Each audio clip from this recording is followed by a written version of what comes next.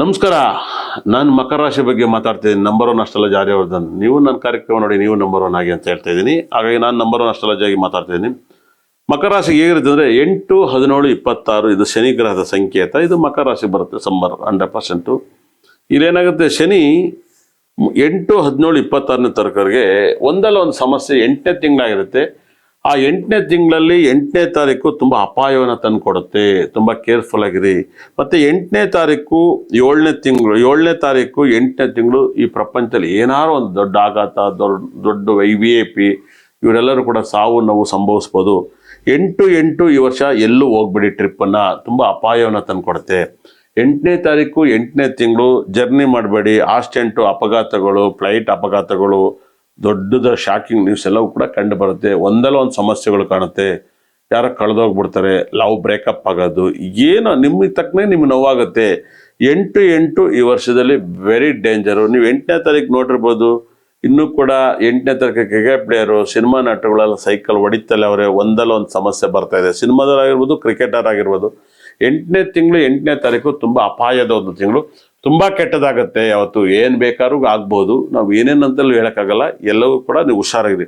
ಅದೇ ಥರ 8ನೇ ತಾರೀಕಲ್ಲಿ 8ನೇ ತಿಂಗಳಲ್ಲಿ 7ನೇ ತಾರೀಕು ಮತ್ತು 17ನೇ ತಾರೀಕು, 27ನೇ ತಾರೀಕು 8ರ ಪಕ್ಕ 7 ಅನ್ನೋ ನಂಬರ್ ಪಾಸ್ ಆಗುತ್ತೆ. ಅದು ಡೇಂಜರು. ಅದೇ ಥರ 8ನೇ ತಿಂಗಳಲ್ಲಿ 1ನೇ ತಾರೀಕು, 11ನೇ ತಾರೀಕು, 21ನೇ ತಾರೀಕು ಇದೆಲ್ಲ ವೆರಿ ಡೇಂಜರ್ ನಂಬರ್ಸು. 21, 11, 21 ಈ ಒಂದು ಡೇಟಲ್ಲಿ ತುಂಬ ಕೇರ್ಫುಲ್ ಆಗಿರಬೇಕು.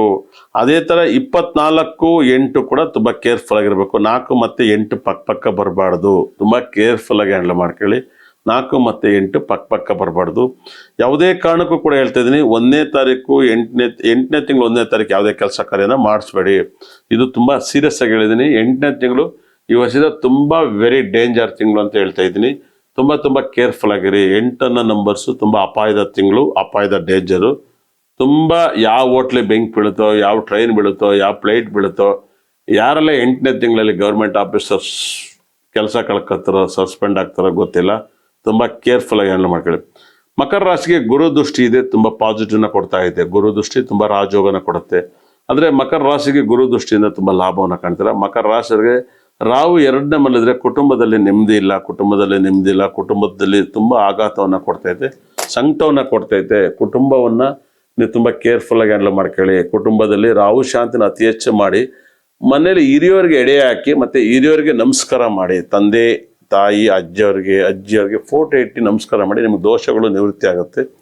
ಅದೇ ರೀತಿಯಲ್ಲಿ ರಾಶಾಧಿಪತಿ ಶನಿ 3ನೇ ಮಲ್ಲಿದ್ದಾನೆ.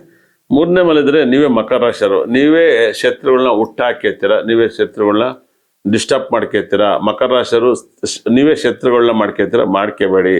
ನಿಮ್ಗೆ ತುಂಬ ಜನ ಕಾಲು ಎಳಿತಾರೆ, ಕಾಲು ಎಳಿಸ್ಕೊಳಕ್ಕೆ ಹೋಗ್ಬೇಡಿ. ಇನ್ನೊಬ್ರಿಗೂ ಕಾಲು ಕೊಡೋಕ್ಕೂ ಹೋಗಬೇಡಿ. ತುಂಬ ಆಘಾತ ಆಗುತ್ತೆ.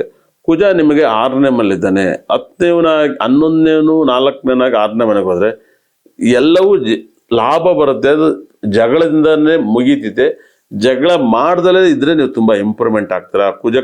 ಕುಜನ ನಕ್ಷತ್ರಗಳು ಬಂದಾಗ, ಮೃಗಶಿರ, ಚಿತ್ತ, ಧನಿಷ್ಠ ನಕ್ಷತ್ರ ಬಂದಾಗ ನೀವು ತುಂಬ ಕೇರ್ಫುಲ್ಲಾಗಿ ಹ್ಯಾಂಡಲ್ ಮಾಡ್ಕೊಳ್ಳಿ.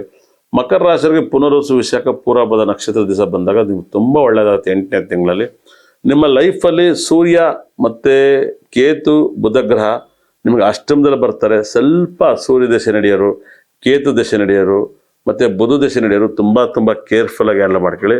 ಒಂದಲ್ಲ ಒಂದು ಸಮಸ್ಯೆಯನ್ನು ಕೊಡ್ತಾ ಹೋಗುತ್ತೆ. ಕೇರ್ಫುಲ್ಲಾಗಿ ನೀವು ಎಷ್ಟು ಹ್ಯಾಂಡಲ್ ಮಾಡ್ತೀರ ಅಷ್ಟೊಂದು. ಶುಕ್ರ ತುಂಬ ಚೆನ್ನಾಗಿದ್ದಾನೆ. ಬುಧ ದಶೆ, ಸೂರ್ಯ ದಶೆ, ಕೇತು ದಶೆ ನಡೆಯೋರು ತುಂಬ ಆಘಾತವನ್ನು ಕೊಡುತ್ತೆ. ಶುಕ್ರ ಈ ಸಖತ್ ಬ್ಯೂಟಿಫುಲ್, ತುಂಬ ಇಂಪ್ರೂವ್ಮೆಂಟ್ ಆಗ್ತೀರಾ, ತುಂಬ ಒಳ್ಳೆಯದಾಗುತ್ತೆ. ಮಕರ ರಾಶಿಯವರಿಗೆ ಒಂಥರ ಸಂತೋಷ, ಒಂಥರ ದುಃಖ, ಒಂಥರ ನೆಮ್ಮದಿನೆಲ್ಲ ದುಃಖನೂ ಎರಡೂ ಒಂದೇ ಥರ ಇದೆ. ಅದರಿಂದ ನೀವು ಸ್ವಲ್ಪ ಜವಾಬ್ದಾರಿಯಿಂದ ಯೋಚನೆ ಮಾಡಿ, ನಿಮ್ಮ ಜವಾಬ್ದಾರಿಯಿಂದ ಇರೋಕ್ಕೆ ಟ್ರೈ ಮಾಡಿ, ನಿಮ್ಗೆ ಒಳ್ಳೆಯದಾಗುತ್ತೆ. ಇಷ್ಟೊಂದಾಗ ಈ ಕಾರ್ಯಕ್ರಮ ನೋಡಿದ್ರೆ ನನ್ನ ಬ್ರಹ್ಮ ನನ್ನ ಭದ್ರ ಕಡೆ 9 ನಾವು ಕೂಡ ಸಕಲ ಸಂಪದ ಕೊಟ್ಟು ಕಾಪಾಡೋದು ಕೈ ಮುಗಿತೀನಿ. ನಮಸ್ಕಾರ. Don't forget to like and subscribe.